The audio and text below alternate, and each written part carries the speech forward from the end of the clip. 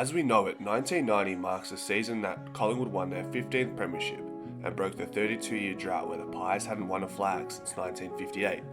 Household names that we still speak of to this very day ran deep in the 1990 side. Tony Shaw, Mick McGuan, Darren Mullane, Peter Dacos, Gavin Brown.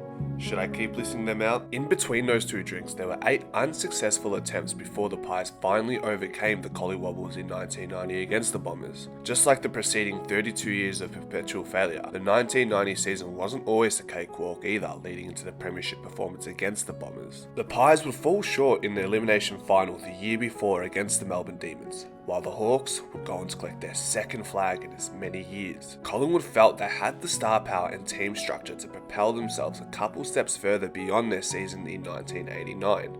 Evidently so, the Pies weren't far off the mark at all when it came to their hopeful aspirations for 1990, winning 13 of their first 16 games, only losing to eventual finalists West Coast, Hawthorn and Essendon amidst that 16-game stretch. By the end of round 16, Collingwood found themselves sitting atop of the ladder, clear by a game ahead of Essendon. However, a cold patch would strike the Pies from round 17 through to round 20, losing against a middle-of-the-pack Footscray by 3 points in round 17, and then once again beaten by Essendon by a narrow margin of 6 points in round 19. Now, this third and round 20 clash between the Pies and Hawks threw a complete spanner in the works for the Pies leading into the finals. The Pies had just lost against the Bombers and Footscray within the last 3 weeks building into this game. And just before I get into the context of this particular match against a certain brown and gold team, it's important that I illustrate the position the Pies were in leading into the round 20 clash and how the finals were formatted back then, as the final system has had various structures in the last 30 odd years. The league was tightly contested in the old top 5 finals format that went by the name of the McIntyre Final 5 system. The final year that finals had comprised of 5 teams before transitioning to 6 the following season in 1991. Okay, so here's the context. The Pies were still competing to finish first and earn a week off, along with a double chance when they play in week 2 of finals. If they would have finished second or third, they would earn a double chance but would feature in week 1 of finals. The Pies were also a chance to miss finals entirely if they lost every game from round 20 onward, and if some results also went against them across the league. And so the Pies meet the Hawks at Waverley Park. The Pies have just come off a tough 6-point loss against the Bombers in a Clash of Titans matchup, and on the other hand, the Hawks, a side that reigned supreme in the 2 years leading into 1990, are aiming to go back to back to back. And so we fast-tracked this matchup in round 20 of 1990. The Hawks were surging on a 3-game win streak at the time, doing their utmost to hold on to and clinch the final spot in the top 5 after having a topsy-turvy first half of the season, struggling to string a handful of wins together at any given time. Perhaps the Hawks were finally experiencing the often spoken about Premiership hangover, and they were just finding their feet at the most important time of the season. Rolling into this massive clash, the Pies were jumped by the Hawks right from the get-go, a complete and utter siege. The Hawks won the game wire to wire, with the Pies down by 18 at quarter time, down by 26 at the half, down by 61 at 3/4 time, and eventually losing out by 83 points. The final score, 163-80, a complete shellacking, which currently stands as the biggest loss in the season by any Collingwood side that would eventually become premiers in that same year. The star of the game, Jason Dunstall, kicking just a quiet 11 goals after returning from a fractured skull, along with 19 touches by the way. Of course, one of his partners in crime and public enemy number 1 outside of the 4 walls at Hawthorn, Dermy.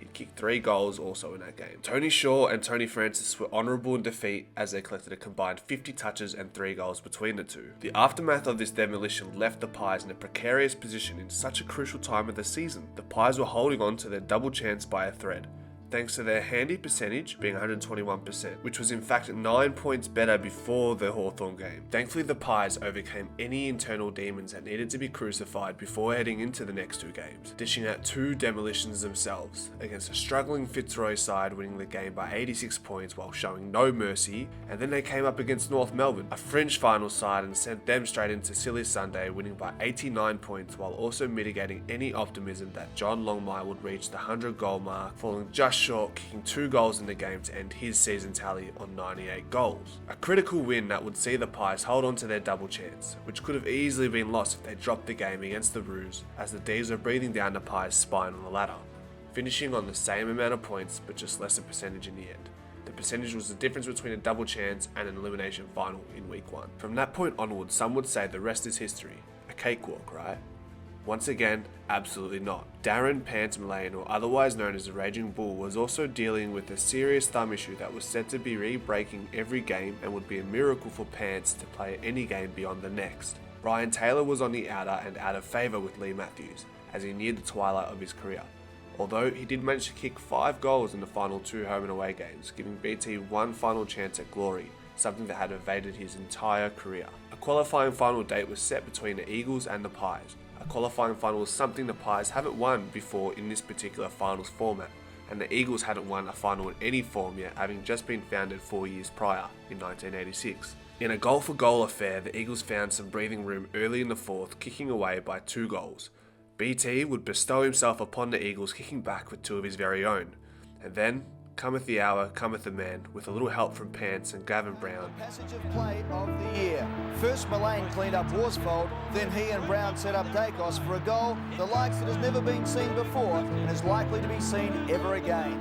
Back to Mullane likewise. Dacos, now he runs out of room. He's goal! It was the Magpies. The Eagles threw one more last-ditch swing and managed to force a stalemate, with Peter Sumich missing a chance at the siren to go ahead, and instead kicking it behind to end the game in a draw, which would require a second date to settle the clash.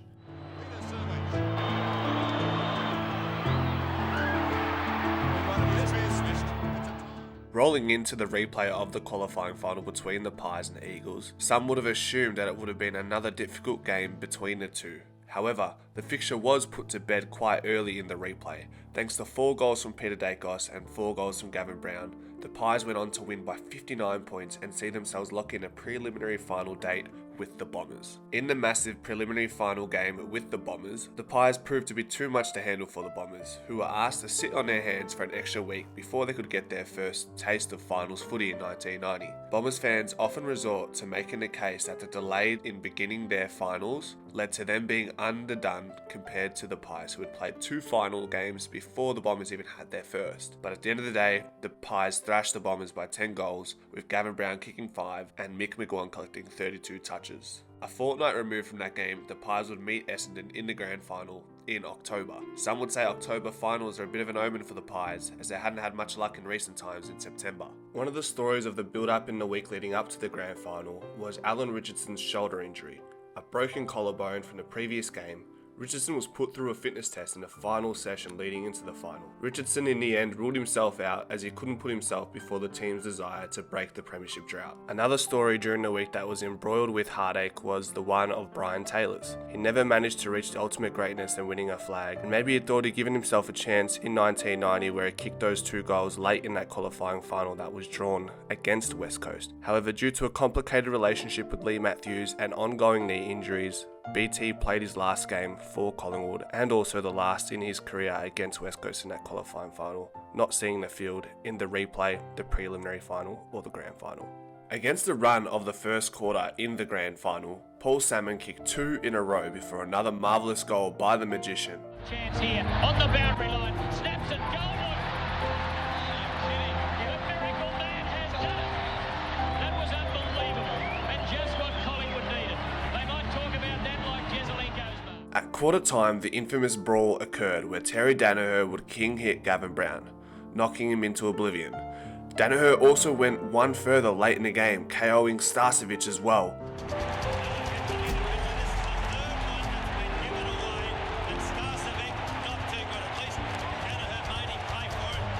Terry Danaher was running amok and he had a day where he put on his boxing gloves instead of his footy boots. After all this chaos, would you believe it, Brown found his way back on the field in the third quarter to kick a goal which served as his vengeance to Danaher. That is the biggest gift of all time. That is like winning Tats Lotto, losing your ticket and some bloke puts in the sun that he found it. And from the second quarter onwards, where the real fight occurred and matters, the Pies kicked 11 goals to the Bombers' measly 3.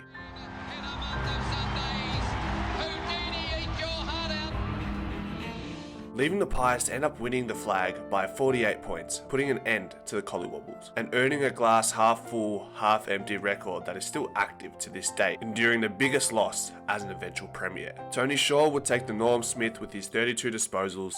His supporting cast for the day included Scott Russell with 27 touches and 2 goals, and of course, Peter Dacos chiming in with 2 of his very own. And how befitting it is in retrospect to see Pants Mullane finish with the ball in his hands on the final siren, as we were yet to know that just a year later, Pants would lose his life in a drink-driving accident in Albert Park. Looking back at this flag, it served as the flag that broke the trend of unrelenting failure in grand finals for Collingwood.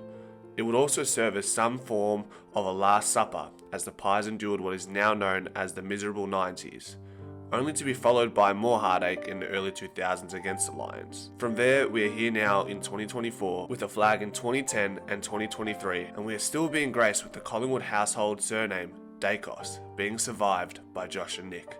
Go Pies.